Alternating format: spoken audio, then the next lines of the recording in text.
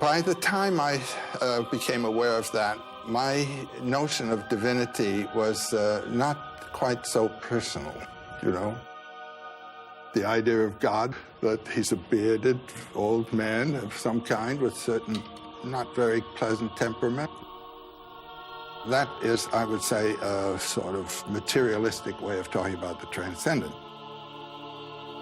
There's just the opposite of it, found on an island in the harbor of Bombay from around the 8th century.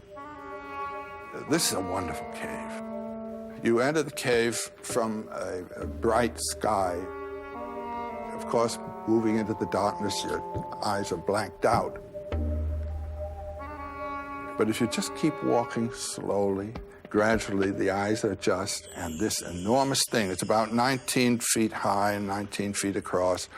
The central head is the mask of eternity. This is the mask of God.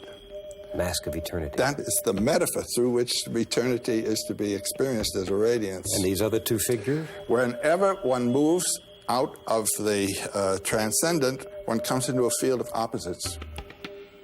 These two pairs of opposites come forth as male and female from the two sides. One has eaten of the tree of the knowledge, not only of good and evil, but of male and female, of right and wrong, of this and that, of light and dark. Everything in the field of time is dual, past and future, dead and alive. All this, being and non-being, isn't. And what's the significance of them being beside the mask of God, the mask of eternity? What is this sculpture saying to us? The mask represents the middle, and the two represent the two opposites. And they always come in pairs. And put your mind in the middle. Most of us put our minds on the side of the good against what we think of as evil. It was Heraclitus, I think, who said, "For God, all things are good and right and just, but for man, some things are right and others are not." You're in the field of time when you're man. And one of the problems of life is to live in the realization of both terms. That's to say, I know the center, and I know that good and evil are simply temporal apparitions. Well, are some myths more or less true than others? They're true in different senses, do you see? Here's a whole mythology based on the insight that transcends duality. Ours is a mythology that's based on the insight of duality. And so our religion tends to be ethical in its accent. Sin and atonement, right and wrong. It started with a sin, you see.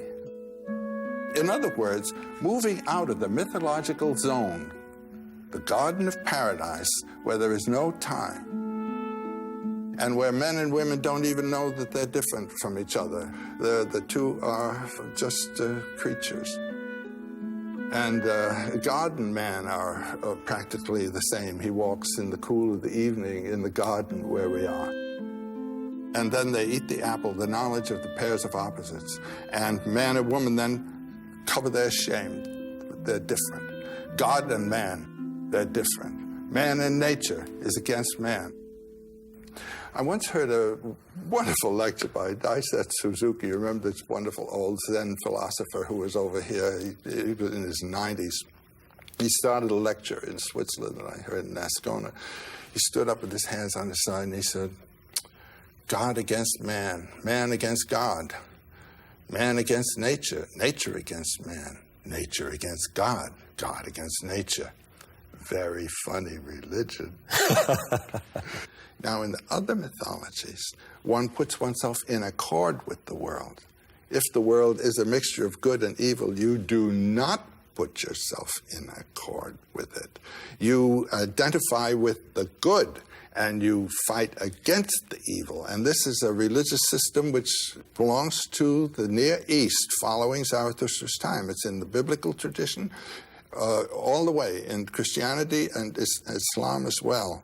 This business of not being with nature. And we speak with sort of derogation of the nature religions. You see, with that fall in the garden, nature was regarded as corrupt. There's a myth for you that corrupts the whole world for us. And every spontaneous act is sinful because nature is corrupt and has to be corrected, must not be yielded to. You get a totally different civilization, a totally different way of living, according to your myth as to whether nature is fallen or whether nature is itself a manifestation of divinity, and the spirit being the revelation of the divinity that's inherent in nature. But don't you think that Americans, modern Americans, have rejected this idea